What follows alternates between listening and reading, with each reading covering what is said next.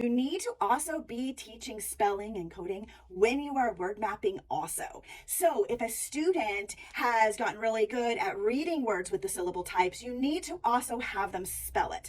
And this is what I like to do. I like to have them grab their whiteboard, or if you have sound blocks or however you do it, if you have the pop-its where they pop for the sounds, that's helpful too. But if a student comes up to you with a word they need to spell, you can do it together. And the first thing you are going to do is see what the sounds are, see what the syllables are. And I like the dog calling strategy because that helps students hear very clearly what sounds are in the word and where the syllable break is, because you kind of have to pause a little bit.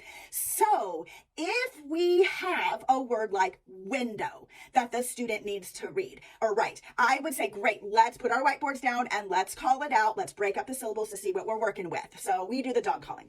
Window, window. See how we pause? There's two syllables. And then I say, okay, grab your whiteboard. We are going to put some lines for the sounds we're hearing in window. So we have here, when, that is the first syllable. When, there's our syllable break. Window. We have D and O. Okay, so now we know what our sounds are in the word window. So then the students are ready. They have the foundation. Window. So let's do the first syllable and plug in the words we know, or sounds we know. Win. Oh, that's the W.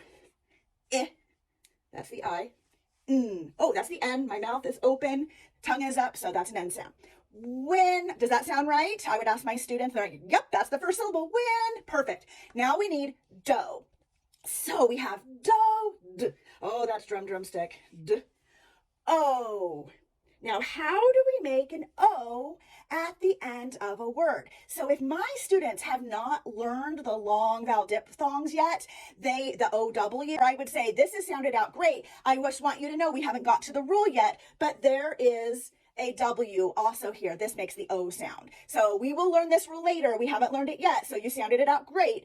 But if I have taught this, I would ask students, okay, what kind of ways can we say O, long O at the end? They're like, okay, it could be open. That's just the O. It could be OE like toe, and it could be OW. So we would talk about that and work it through. So window, it's a great teachable moment for your students, and it empowers them to be able to try to sound out their own word next time without your help.